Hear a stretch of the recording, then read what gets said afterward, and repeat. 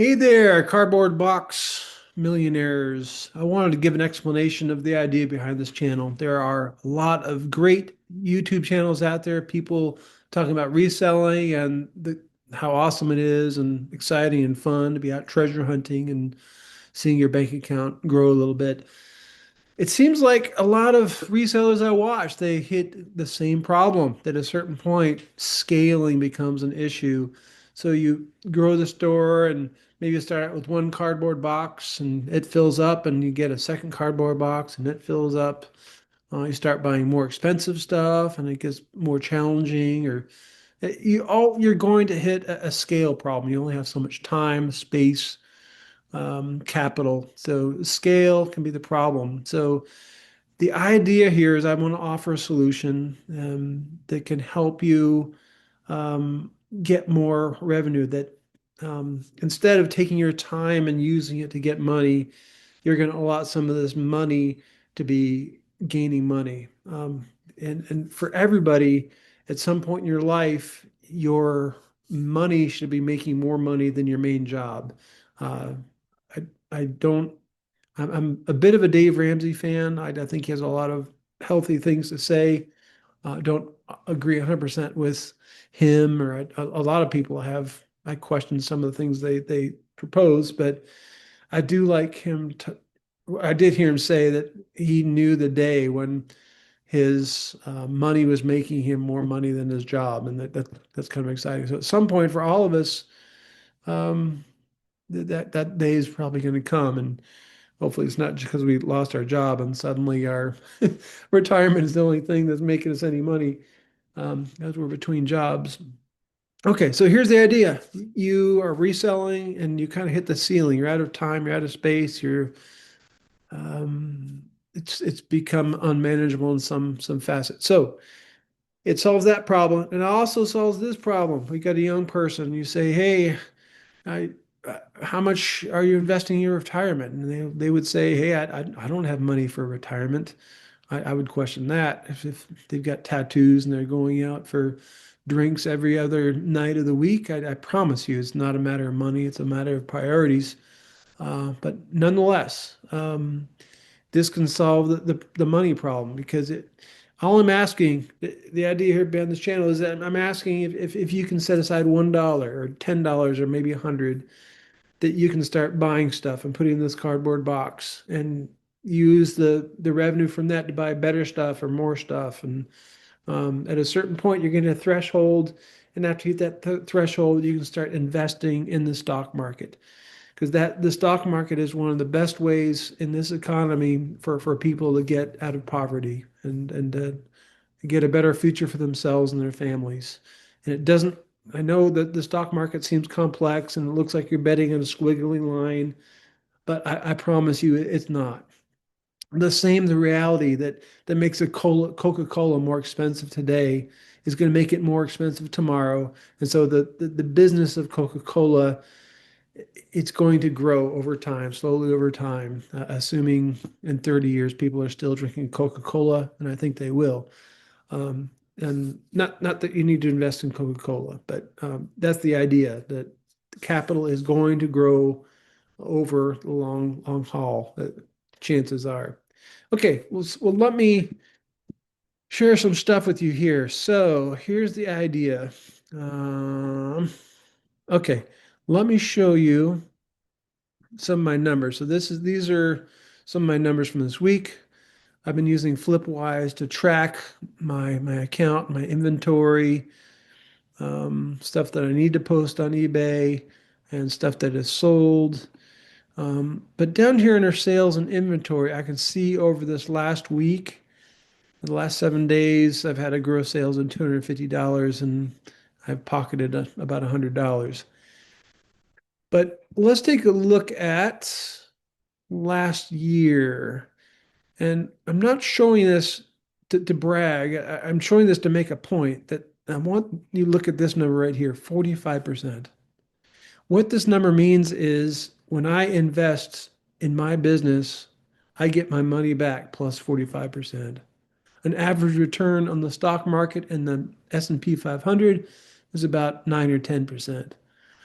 So it makes sense for young people or anybody, if you're able to have this business, to be reselling and buying stuff responsibly that you know will sell and sell for more than what you're buying it for. This is just a great business, and it makes sense to put as much as possible into this. Excuse me. So, um, the idea here is what we want to do is when that cardboard box fills up, we want to start taking some of that money and put it into the stock market. You could have that money in the stock market start paying you right away, but I don't think that that's smart. There are tax implications that are bad. It's better if you're able to put money in the stock market and that the checks that it would put in your mailbox instead have that get reinvested. It's called dividend reinvestment. Have it buy more of the underlying equity, the other underlying stock or whatever you're buying. So let's take a look at some numbers. Let's pretend you want to invest in the most conservative thing, one of the most conservative things in the stock market. This ticker, the three letters represent an ETF. An ETF is a basket of stocks based around a theme. This particular theme is the S&P 500. What is the S&P 500? It's the 500 top stocks in America. So these are companies, stuff that you use every day, shops that you go to, software and websites you use all the time. This is where a lot of our money goes in America to these companies. So companies like Microsoft, Home Depot, Walmart, Johnson and Johnson, Visa, ExxonMobil, um, Duke Energy, all kinds of different sectors. And um, so even though I'm buying that one ticker of VOO through Vanguard, a reputable low fee product, I'm getting with that $10 I buy of VOO, I'm getting a little bit exposure to these 500 companies. So it's a strongly recommended method of investing is to have some dividend or some S&P 500 ETFs in your portfolio. So why would you want to do this? Well, check this out. You guys got to play with this dripcalc.com. So let's put in VOO. Let's pretend you're a 18-year-old and just starting to get into this. You filled up your cardboard box and you want to start skimming off and putting money into a Roth IRA. Um, I would recommend you do that. There are great tax advantages of a Roth IRA. And let's say you're planning on putting in $10 a month for the rest of your life, or until retirement. You're thinking that will make a difference, will not make much of a difference, but watch this. So after 10 years, just investing $10 a month, you got $3,000. Let's say you're 18 when you're 48. When after 30 years of investing at $10 a month, you're up to $45,000. The real magic happens after 40 years. Watch this. That $10 a month, that's all you can ever do for 40 years. You think it's going to not make a difference. Those 2 cups of Starbucks coffee that you're sacrificing after 40 years becomes $180,000. Now let's back it off to 30 years a second. And let's say your initial investment was $10 and now you're able to do $100 a month for 30 years. The S&P 500, $100 a month is $25 a week. It gets you almost $500,000. Let's say you're able to do $100 a month for 40 years. Look at that. You're a millionaire. $100 a month.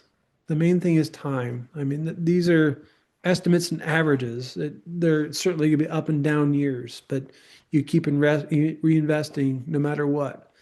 And automate it so you don't have to watch it and get stressed out or be emotionally attached to this thing. Just tuck it away and automate it. Um, Now let's get a little more exciting. Let's say you feel risky or a little more risk adverse. And let's use a different Vanguard product. This Vanguard product gets you